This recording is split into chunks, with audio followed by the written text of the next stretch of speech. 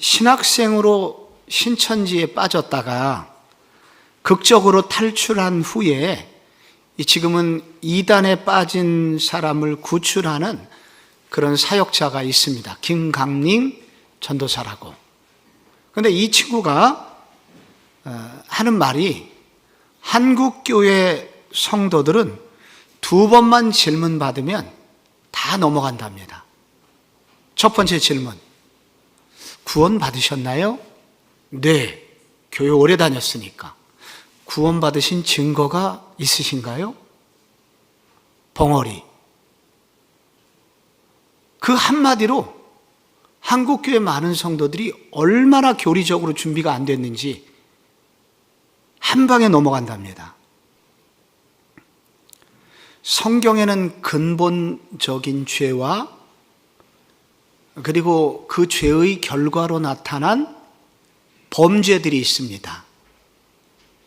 마치 이것은 나병에 걸리면 코가 문드러지고 입술이 무너지고 눈썹이 빠지고 손가락이 끊어지는 현상이 생기는 것처럼 우리 속에 있는 원죄가 있고 여기 나오는 이렇게 죄들은 자범죄인데 한국교회 성도들은 자꾸 새벽마다 나의 거짓말한 죄, 어저께 뭐 잘못된 거 본 것, 이렇게 자꾸 죄는 고백하지 않고 해결하지 않고 이런 자범죄들만 자꾸 회개하니 진짜 구원을 받지 못한 사람들입니다. 라고 한마디만 딱 하면은 여기에 대부분의 사람들이 그냥 걸려 넘어진다는 거예요. 왜 이런 현상이 생기는가, 한국교회?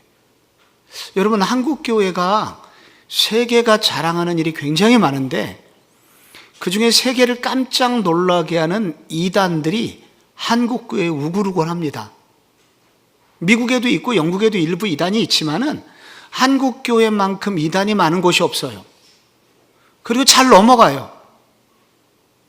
왜 넘어갈까요? 교리 공부를 안 해서. 교리 공부는 딱딱하잖아요. 재미가 없으니까. 그래서 세례 받을 때 조금 공부하고 나머지는 공부하지 않는다는 거예요. 그 결과로 한국교회는 조금만 건드려도 은혜는 받으려고 하는데 교리로 내 자신을 세우려고 하는 사람이 많지 않다 보니까 한국교회는 살짝만 건드려도 이단에 넘어가는 이단 공화국이 됐다는 거예요. 이거 한국교회가 회개해야 된다는 겁니다. 그래서 수요일날 이렇게 교리를 함께 공부합시다 해도 여러분 보세요. 이렇게 빈자리가 많은 이유가 뭐예요? 이게 재미가 없어요. 딱딱해요. 그러나 딱딱한 음식을 먹지 않으면 사람이 성장하지를 못합니다.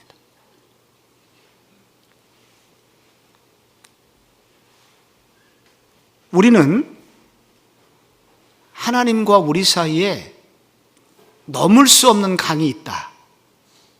그 강의 이름을 죄악의 강이라고 했습니다. 그런데 이 죄악의 강을 넘어갈 수 있으려면 다리가 있어야 되는데 이렇게 최초의 다리가 되어주신 분, 그분의 이름이 예수 그리스도였다. 이렇게 다리가 되어주셔서 둘 사이를 연결해주는 브릿지, 다리 역할을 하는 역할을 교리적으로 이런 분을 중보자다. 둘 사이를 연결해서 만날 수 있도록 해주시는 분. 이런 분을 교리는 이제 중보자라는 용어를 씁니다. 예수 그리스도가 중보자가 되셨다는 거예요. 그런데 중보자가 되려면 조건이 필요합니다. 인간 편에서도 시작해야 되지만은 저쪽 하나님 편에서도 시작을 해야 됩니다. 이쪽에서도 다리 공사가 시작이 돼야 되지만 하나님 편에서도 다리 공사가 돼야 돼요. 그런데 문제는 우리 쪽에서는 시작을 하려고 해도 하나님 편에 누가 서서 공사를 한단 말입니까? 하나님 나라에 누가 갈 수가 있어요? 그래서 우리는 지난주에 압록강 얘기 사진으로도 봤고요. 명절 전날이었지만은 유명한 이제 오스트리아와 헝가리를 연결해주는 다뉴브강의 다리도 봤고요, 지난주에. 사진으로 막 보여드렸습니다. 명절 특집으로. 그래서 이 두 나라의 다리가 되려면 하나님 편에서도 시작을 해야 되는데 누가 하나님 나라에 가서 다리를 놓고 시작할 수 있단 말입니까? 이 말을 달리 바꾸면은 이 인간의 죄가 용서가 되려면, 죄악의 강이 해결되기 위해서 인간 편에서 시작이 되려면 우리는 완전한 인간의 몸을 입은 사람만이, 인간만이 인간의 죄를 해결할 수 있습니다. 그러나 동시에 같은 인간이라면 능력이 없어서 어떻게 구원할 수 있겠습니까? 그분은 또한 완전한 능력을 가진 분이어야 한다는 것입니다. 그래서 완전한 사람이어야 되기도 하지만 동시에 또 완전한 능력자이신 하나님도 되어야 됩니다. 이분이 중보자가 될 수 있는 거예요. 그래서 예수 그리스도께서 이 땅에 오셨을 때 완전한 인간으로 오셨고 또 하나 완전한 하나님으로 이 땅에 오셨다는 것입니다. 지난주에도 제가 이 컵에다가 물을 따라가지고, 여러분 이 컵이 두 개가 있잖아요. 뭐 지금 화면은 안 보이지만은 이 컵에다가 물을 한 잔을 따르고 옆에 또 하나의 잔이 있습니다. 이렇게 따랐어요. 예. 그래서 이 두 컵에다가, 컵이 두 개잖아요. 물을 넣습니다. 한 컵이 됐습니다. 이거 두 개입니까? 하나입니까? 컵에 있는 물이 하나가 됐어요. 이거 들어가면 어떤 물에서 왔는지 몰라요. 이게 우리가 인간의 머리로 다 이해할 수 있는 게 아닙니다.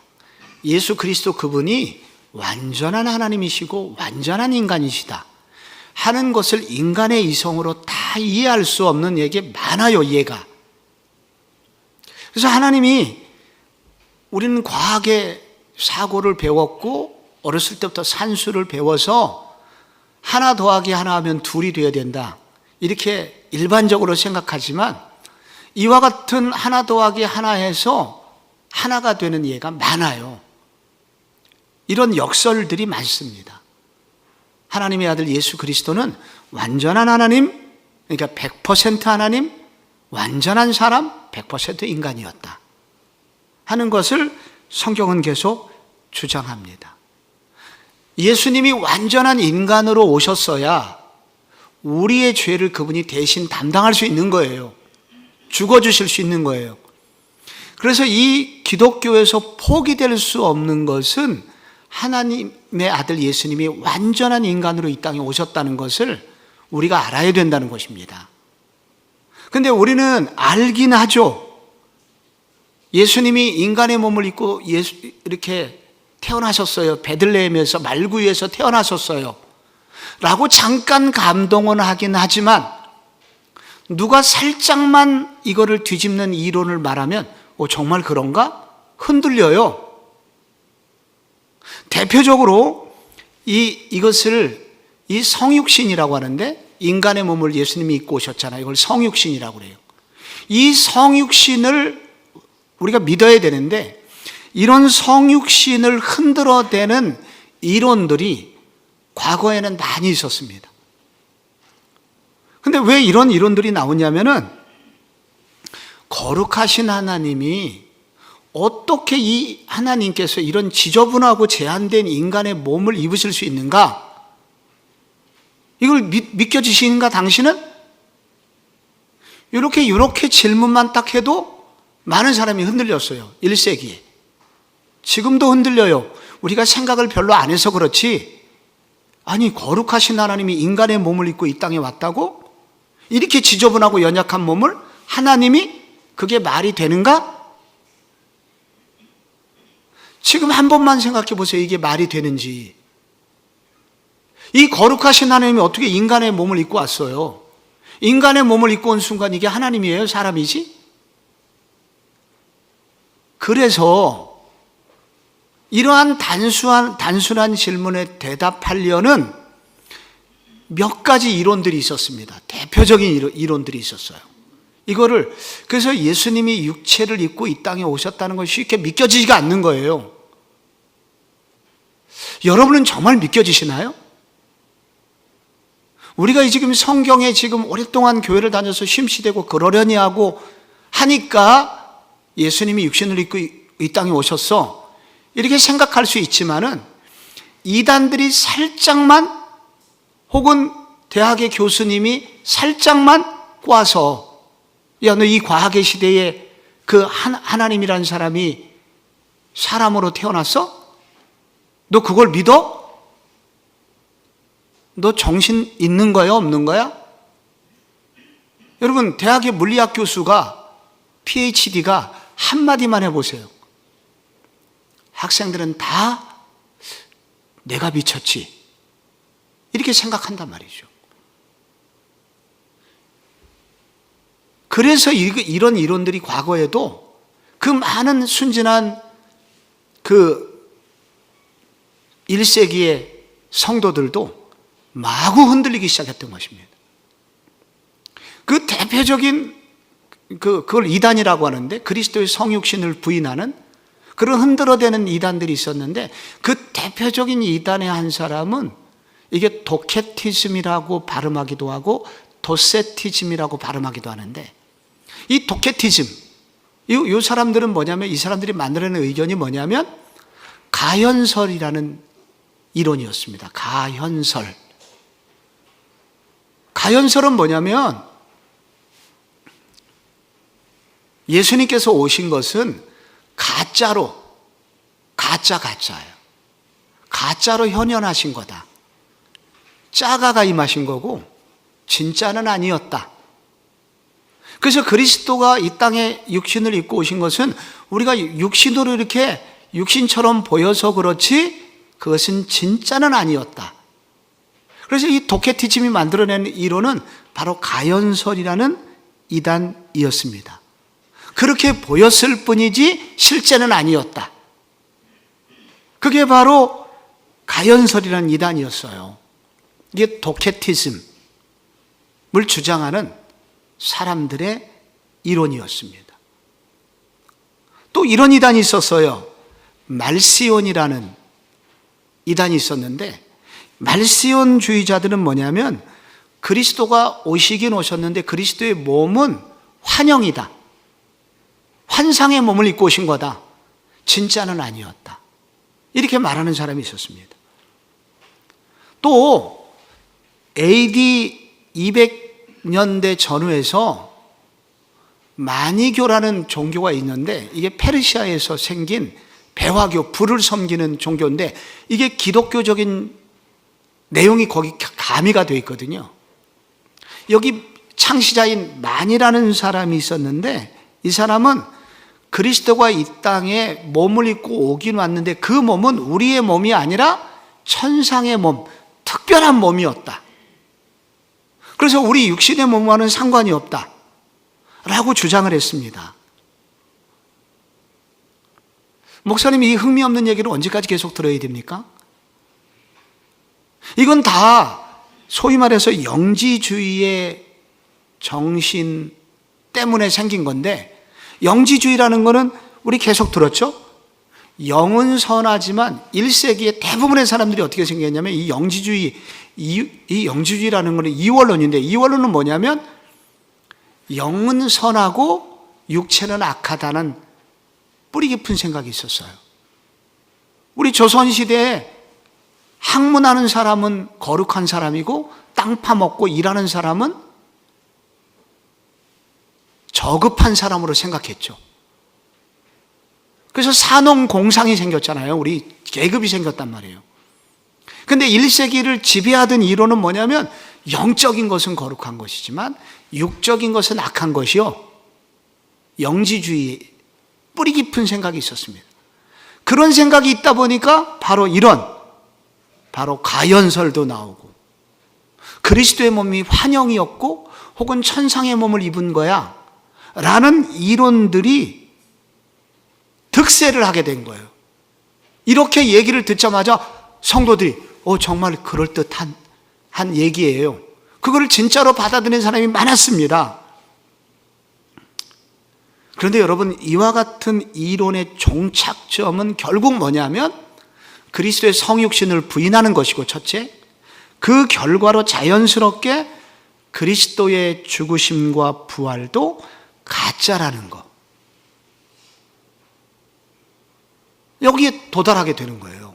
이런 이론들은. 그런데 성경 제가 한 구절만 읽겠습니다. 많은 구절이 있지만 바로 여기에 나오는 구절이 요한일서 4장 2절 보세요. 요한일서 4장 2절 같이 한번 읽어볼게요. 시작. 이로써 너희가 하나님의 영을 알지니 곧 예수 그리스도께서 육체로 오신 것을 시인하는 영마다 하나님께 속한 것이요. 3절. 예수를 시인하지 아니하는 영마다 하나님께 속한 것이 아니니 이것이 곧 적그리스도의 영이니라 오리라 한 말을 너희가 들었거니와 지금 벌써 세상에 있느니라. 아멘. 여러분 여기 기억해야 됩니다. 예수님이 육체로 오신 거, 예수님이 육신을 입고 이 땅에 오신 거는 환상이고 환영이야, 천상의 몸이야 라고 주장하는 이론을 펼치는 사람을 뭐라고 불러요? 성경은? 방금 읽으셨죠? 뭐라고 불러요? 그런 사람들? 적그리스도, 엔티크라이스트, 그리스도를 반대하는, 이걸 사탄이라고 부른단 말이에요. 적그리스도, 그리스도 반대파, 사탄. 그래서 여러분, 우리는 성경을 통해서 이런 이론들이 얼마나 잘못되어 있는지를 알아야 하고요. 이런 것들을 여러분이 가슴에, 여러분 뼈대로 갖고 있어요. 가슴에 진리의 뼈대로 세우셔야 됩니다. 여러분 먼저 우리가 빌립보서 2장을 보면은 이런 이론들이 얼마나 잘못되어 있는지 알게 됩니다. 거기 빌립보서 2장 7절, 여러분 지금 받으신 교환 2장 7절 2페이지에 기록이 되어 있죠. 한번 읽어봅니다. 시작. 오히려 자기를 비워 종의 형체를 가지사 사람들과 같이 되셨고 사람의 모양으로 나타나사 자기를 낮추시고 죽기까지 복종하셨으니 곧 십자가에 죽으심이라.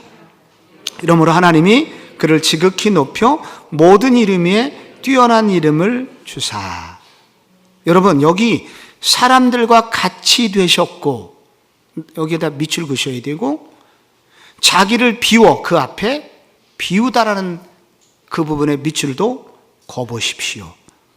그리고 지극히 높여, 이 부분도 한번 동그라미를 쳐보십시오. 밑줄을 긋든지. 사람들과 같이 되셨다는 것은 모든 면에서 우리와 똑같은 육체를 입으셨다는 거죠. 그리스도께서 육체를 입으시고 호흡을 하셨다는 것입니다. 그런데 여기서 여러분 그리스도께서 육체를 입으시는 동안 그분 속에 하나님의 능력이 사라졌을까요? 여전히 하나님이심이 속에 있었을까요? 여러분 예수님이 이 땅에 육체를 입고 오시는 동안에 하나님의 능력이 있었을까요? 없었을까요?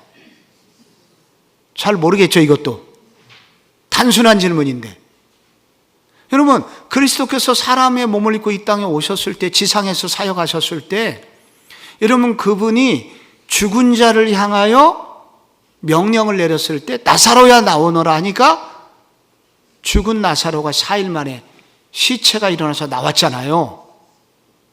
바람과 파도를 향하여 잠잠하라 고요하라 하니까 어떻게 됐습니까?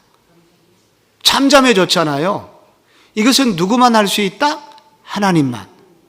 그래서 그분 속에는 육신을 입고 있는 동안, 예수 그리스도께서 육신을 입고 있는 동안 그분 속에 하나님의 능력은 여전히 남아 있었어요. 똑같이 있었어요. 하나님의 능력이. 그런데 하나님의 능력이 전부 다 나타나지 않는 것처럼 보였습니다. 왜? 왜 그런 일이 생겼을까요? 이런 걸 뭐라 그러냐면은 예수님께서 스스로 자기의 영광, 하나님이 갖고 있는 영광을 스스로 가리셨다고 합니다. 이것은 마치 모세가 40일 동안 하나님께 기도하고 왔더니 얼굴이 하나님의 영광이 얼굴에 나타나서 사람들이 그의 얼굴을 보면서 두려워서 고개를 돌렸을 때 모세가 어떻게 했습니까? 수건으로 펴서 자기의 얼굴을 가렸죠. 이렇게 가리면 그때 모세의 얼굴은 반짝거렸다? 갑자기? 아니면 반짝거리지 않았다? 수건으로 얼굴을 가렸는데 모세가 얼굴을 가리자 모세의 얼굴은 여전히 반짝거렸다? 반짝거림이 사라졌다? 뭐예요 답이? 이게 명절 때 너무 과하게 드셨나 봐요. 아니 모세의 얼굴이 하나님처럼 너무 밝아졌어요. 사람들이 두려워하니까 얼굴을 이 수건을 이렇게 가렸어요. 가리고 나자 모세의 얼굴은 반짝거렸다, 반짝거림이 사라졌다. 아니, 얼굴이 반짝거렸는데 여러분 이 수건으로 가렸어요. 얼굴을. 모세 얼굴은 반짝거려요. 갑자기 반짝거림이 사라졌어요. 왜 사라져요? 반짝거리지 여전히. 가려졌을 뿐, 안 보였을 뿐이지. 네. 네, 이건 여러분 제가 일부러 여러분의 잠을 깨우려고 이걸 던진 겁니다. 제가 성질나서 이렇게 한 게 아닙니다. 여러분, 예수님의 능력은 이 땅에 오셔서 이렇게 가리셨다는 거예요. 가리고 있다고 그러지 이 능력이 사라지는 거 아닙니다. 여기 우리 교회에 돈을 많이 가시신 분이 계세요. 종종 우리 교회에. 그런데 이분들이 겉으로 어디 가가지고 막 카드 남발하면서 그 다음에 자기 돈 자랑하는 사람이 없어요. 우리 교회. 이걸 뭐라 그러냐면은 있어요. 능력이. 근데 일부러 이제 가리는 거예요. 내 능력 다 안 보여주는 거예요. 왜? 상처받을까 봐. 여러분 그러시죠? 일부러. 예수님께서 어마어마한 능력을 담지하고 계셨지만 이 땅에 계실 때 이분은 자기의 능력을 다 표현하지 않으셨어요. 요거를 뭐라 그러냐면 자기를 비워. 요거를 자기를 비웠다 그러는 거예요. 이게 예수님의 겸손이에요. 안 그러면 사람들이 죽어요. 예수님께서 자기의 능력을 그대로 다 표출하면 어떻게 됩니까? 하나님을 보면 죽잖아요. 근데 예수님 그분 자신이 하나님이시기 때문에 그분의 능력을 그대로 가지고 있으면 사람들이 죽어요. 보는 순간. 그래서 예수님이 수건으로 얼굴을 다시 한번 물을게요. 가렸어요. 가리면은 그분의 영광이 사라져요? 여전히 남아있어요? 남아있어요. 이제 돌아오신 거예요. 이제 명절 증후군에서 해방되신 거예요. 여전히 남아있다고요. 이거를 비우셨다고 그러는 거예요. 그렇지만은 그분은 육체를 입고 계셨지만 여전히 하나님의 신성, 하나님이심은 여전히 남아있었어요. 그리고 그게 비우셨다는 거예요. 그래서 비우셨다는 거는 하나님이심까지 포기했다는 뜻이 아니라 육신의 몸을 입고 이 땅에 오셨지만은 여전히 하나님의 능력을 가지고 계신 것을 표현하는 것을 제한하셨다는 거예요. 가리우셨다는 거예요. 그러나 그분은 인간의 몸을 입고 이 땅에 오셨습니다. 여기에 여러분이 읽으셨던 구절 중에 하나님이 그를 지극히 높이셨다고 그래요. 지극히 높아지려면 선행 조건이 있어요. 낮아져야 높아지는 겁니다. 하나님의 아들 예수님이 자신의 신분을 하나도 포기하지 않으셨으면 어떻게 높아져요? 이 구절이 있겠어요?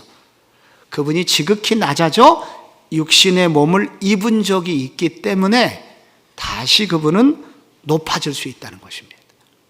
그래서 이 구절만 봐도 그리스도께서 육신을 입고 오신 것은 사실이었다. 이거를 부인하는 것은 성경을 부인하는 것이다. 말할 수 있습니다. 두 번째요. 많이 교도들이 아까 그리스도의 몸이 육체와 상관없다는 이론을 펼쳤는데 왜 그러냐면 이게 고린도전서 15장 44절 여기에 나오는 구절의 영향을 받아서 그래요. 육의 몸으로 심고 신령한 몸으로 다시 살아나나니 육의 몸이 있은즉 또 영의 몸도 있느니라. 이런 구절을 읽고 예수님께서 입고 오신 몸은 영의 몸이야. 그래서 우리랑 다른 육신의 몸이 아니라 신령한 몸이 있다고 여기 돼 있잖아. 그래서 예수 그리스도 그분이 신령한 몸을 입고 오신 분이라고 그렇게 사람들이 말했습니다. 근데 여러분, 우리가 이제 나중에 부활을 하게 되면 우리 서로 알아볼까요? 알아보지 못할까요? 목사님 오셨군요. 이 목사님도 천국에 오셨군요. 권사님도 오셨군요. 이렇게 서로 알아볼까요? 못 알아볼까요? 성경은 뭐라고 말할까요? 알아본다고 말합니다. 예수님께서 부활하셨어요? 부활하신 후에 예수님의 제자들이 예수님을 알아봤습니까? 못 알아봤습니까? 알아봤죠.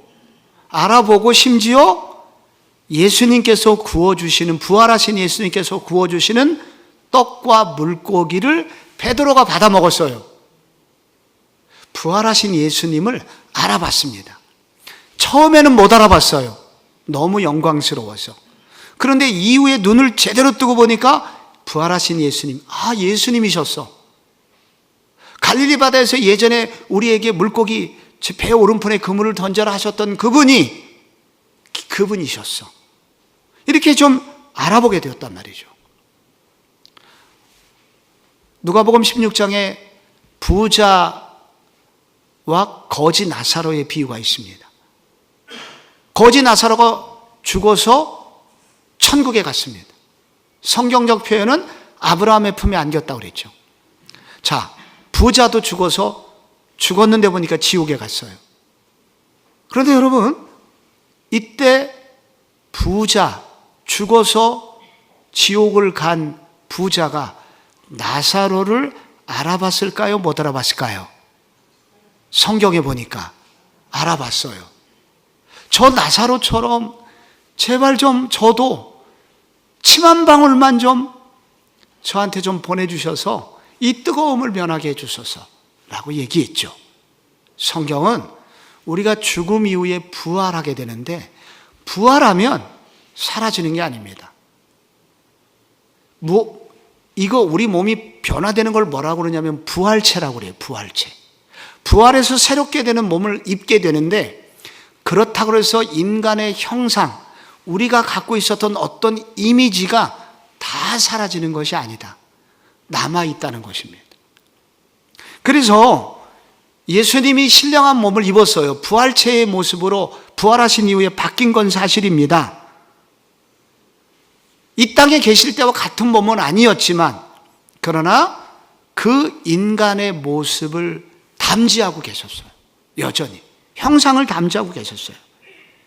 그래서 우리는 부활한 이후에 예수님께서 입으신 몸처럼 이 땅에 계실 때도, 여기 많이 교도들이 주장하는 것처럼 예수님 이 땅에 계실 때도 그분은 진짜 몸이 아니라 신령한 어떤 몸을 입고 이 땅에 오셨을 거야 라고 주장하는 사람들의 말이 맞는 것 같지만 사실은 거짓이었다.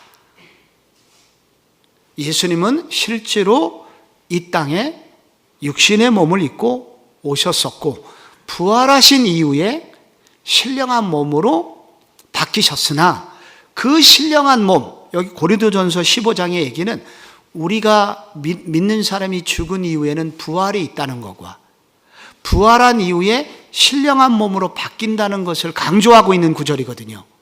그래서 이와 같은 구절은 신령한 몸이라는 표현이 있다고 해서 그런 예수님이 신령한 몸을 입었다는 것 자체가 그분의 육체로 오셨던 것을 부인하는 구절은 아니다 하는 것을 이해할 필요가 있습니다. 여러분, 그리스도의 몸이 환상에 불과했다고 믿었던 사람이 있습니다. 그리스도의 몸이, 그리스도께서 공중의 몸이었다, 공기에 있는 어떤 몸이었다, 그리스도의 몸이 환상이었다 라고 표현하는 말시온 그런 이단이 있었는데, 근데 만약에 이들의 말이 사실이라면 예수님께서 성경에 아브라함과 다윗의 자손으로 이 땅에 오셨다는 모든 구절들은 폐기되어야 된다. 여러분, 성경에 얼마나 많은 구절이 이것을 강조합니까? 예수님이 누구의 후손으로 오셨어요? 아브라함의 후손과 다윗의 후손으로 오셨다고 많은 구절이 설명을 합니다. 마태복음 1장 1절에 대표적으로 아브라함과 다윗의 자손 예수 그리스도의 계보라. 그런데 여러분, 그 아브라함과 다윗은 환상 속에 있던 사람입니까? 구약에 실제로 있었던 인물입니까? 실제로 있었던 인물이죠. 창세기 12장 3절을 같이 읽으면 거기 뭐라고 나와요? 하나님께서 아브라함에게 직접 너를 축복하는 자에게는 내가 복을 내리고 너를 저주하는 자에게는 내가 저주하리니 땅의 모든 족속이 너로 말미암아 복을 얻을 것이라. 그 말씀하셨죠. 여러분, 거기 시편 132편 11절 다윗 얘기인데 같이 한번 읽어봐요. 시작. 여호와께서 다윗에게 성실히 맹세하셨으니 변하지 아니하실지라. 이르시기를 내 몸의 소생을 내 왕위에 둘지라. 여러분, 하나님께서 다윗에게 이렇게 말씀하신 것은 환상 속에서 말씀하신 게 아니라 직접 다윗에게 말씀하셨다는 거예요. 그 아브라함과 다윗의 자손이 이 땅에 오신 것은 바로 실제적으로 오신 것이지 환영 속에서 환상 속에서 오신 분이 아니라는 거예요. 아브라함과 다윗이 역사적 인물이었듯이 예수 그리스도 그분도 또한 어떤 분이다? 역사적 인물이다. 그래서 말시온이 주장하는 이런 그분은 공기의 몸을 입고 이 땅에 오셨다고 말하는 것은 비성경적이다 라고 말할 수 있습니다. 여러분, 예수님은 또한 자주 당신을 사람의 아들이라고 표현하셨습니다. 성경의 많은 구절 중에 여러분, 예수님께서 뭐라고 하셨냐면 마태복음 제가 거기 8장 20절만 써왔지만은 예수께서 이르시되 여우도 굴이 있고 공중의 새도 거처가 있듯이 인자는 머리 둘 곳이 없다. 있으되 인자는 머리 둘 곳이 없다. 예수님은 당신을 자주 인자라고 표현하셨습니다. 그 인자라는 원래 이 표현은 다니엘서 구약 다니엘서 7장에 나오는데 영원히 계신 하나님에게 사람 같으신 분이 와서 나라와 권세와 영광을 받으시는 장면이 나옵니다. 거기 인자 같으신 이, 사람 같으신 이가 나오는데 그게 이제 거기서부터 메시아의 칭호가 생깁니다. 거기서 인자라는 말이 나온 거예요.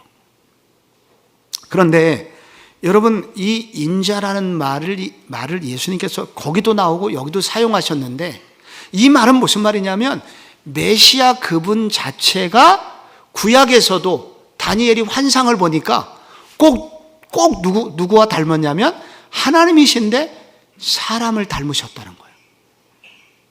그래서 여러분, 우리가 천국에 갈 때 못 알아보는 게 아닙니다. 인자이신 그분도 이렇게 예수 그리스도 메시아이신 그분 하나님의 아들이 바로 사람의 형상을 닮게 나타났다는 것입니다. 그러므로 여러분, 우리가 그리스도는 당신을 자주 사람의 아들이라고 그렇게 강조하신 것을 기억해야 됩니다. 이제 거의 끝나가는데요. 거기 3번에 가로가 하나 나오죠. 그리스도는 우리와 같은 무슨 몸을 입으셨음을 좋아하셨다. 연약한 몸을 입고 그 입으셨다는 것을 예수님은 매우 좋아하셨는데 여러분, 거기 요한일서 보시면요. 거기 한번 읽어볼게요. 같이 시작. 태초부터 있는 생명의 말씀에 관하여는 우리가 들은 바요, 눈으로 본 바요, 자세히 보고 우리 손으로 만진 바라. 이 생명이 나타나신 바 된지라. 이 영원한 생명을 우리가 보았고 증언하여 너에게 전하노니 이는 아버지와 함께 계시다가 우리에게 나타나신 바 된 이시니라. 요한은 예수 그리스도 그분을 직접 만졌다고. 여러분이 유명한 사람을 두고 악수 한번 해보셨습니까? 그러면 그 영광스러움이 굉장히 오래 갑니다. 지금 한국 교회에서 굉장히 유명해진 미국의 목사님이 있는데 우리 교회 강단에서도 자주 선포 이렇게 예화로 등장하시는 팀 켈러 목사님이라는 분이 있어요. 제가 7년 전에 미국 가서 리디머 교회에서 직접 예배드리고 나오시는 그분하고 악수하고 사진 찍고 사인 받고 왔습니다. 그 후에 제가 팀 켈러를 안다고 주장하는 많은 동료 목사님들이 팀 켈러 목사님 아는 체 할 때마다 제가 했던 질문이 있습니다. 너 그분 손을 만져봤어? 그 한마디로 나머지 모든 목사님을 제가 제압했던 그런 시간들이 있었습니다. 이게 영광스러운 거예요. 누구 손을 만져봤다는 것은, 직접 보았다는 것은. 제가 지난번 설교 시간에 BTS 슈가인지 설탕인지 만나고 온, 악수하고 사진 찍었다고 난리를 피운 청년, 그의 손을 만져봤다는 거예요. 이 영광스러움이 있죠. 이거는 그분이 실제였다는 거예요. 똑같이 사람이었다는 거예요. 요한은 그것을 강조합니다. 내가 그 예수 그리스도를 그렇게 직접 만져보았노라. 그 인간의 실제를 그는 표현하고 있는 것입니다. 그런데 예수님께서 이렇게 이거를 다른 식으로 히브리서, 왜 인간의 몸을 입고 오셨나? 히브리서 2장 14절에 보면은 혈과 육을 입으신 분이라고 나오죠. 그런데 왜 이렇게 약해지셨냐면 2장 18절에 그 이유가 나옵니다. 거기 2장 18절만 읽어봐요. 그가 시험을 받아 고난을 당하셨은즉 시험 받는 자들을 능히 도우실 수 있느니라.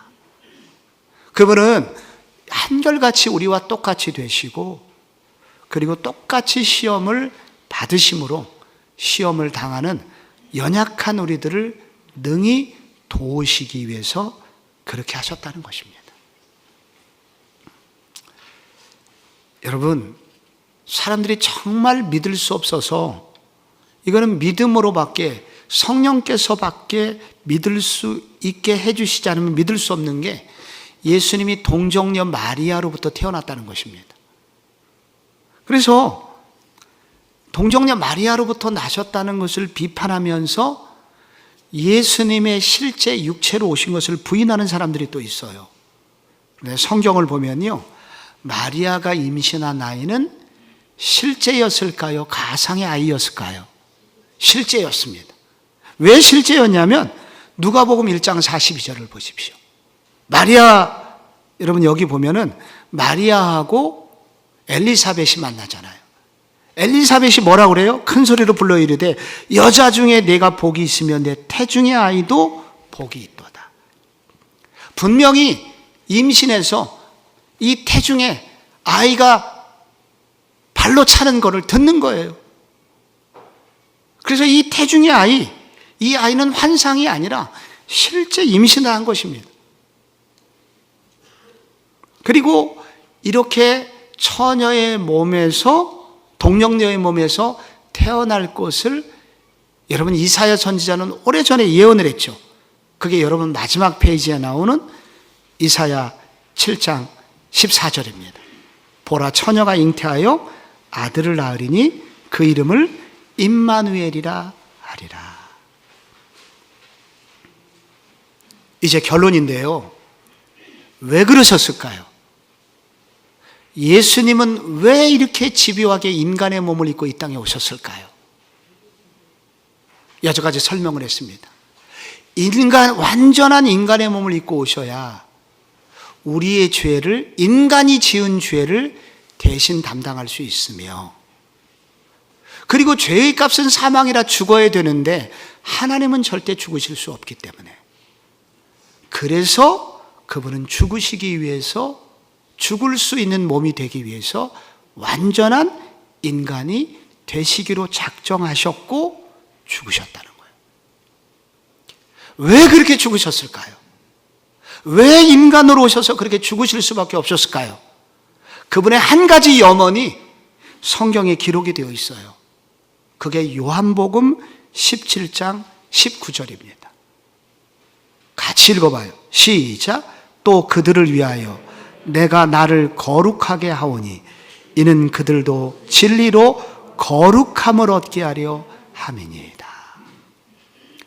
예수님께서 거룩하셨던 것처럼 결국 우리 모두 거룩해서 하나님 나라에 들어가는 일에 조금도 부족함이 없게 하도록 하시기 위하여 그분은 이렇게 완전한 인간이 되셨던 것입니다.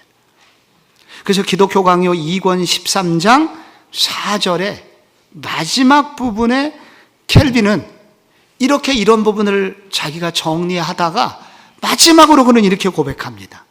기독교 강요 끝부분 이렇게 나와요. 놀랍도다. 하나님의 아들이 하늘에서 내려오셨지만 하늘을 떠나지 않으셨도다. 신성은 남아있었다는 거죠. 놀랍도다. 그가 언제나 처음과 같이 우주에 편만하신 채로 하나님이신 채로 그리고 동시에 처녀의 태중에 계시고자 지상에 다니시고자 십자가에 달리시고자 원하셨도다.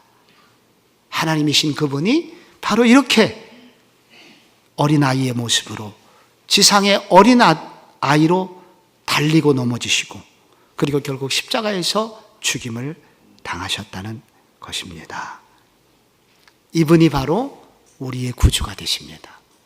이 구주 예수 그리스도, 이분을 우리 함께 찬송하고 이 주님을 높이는 시간이 되시기를 바랍니다.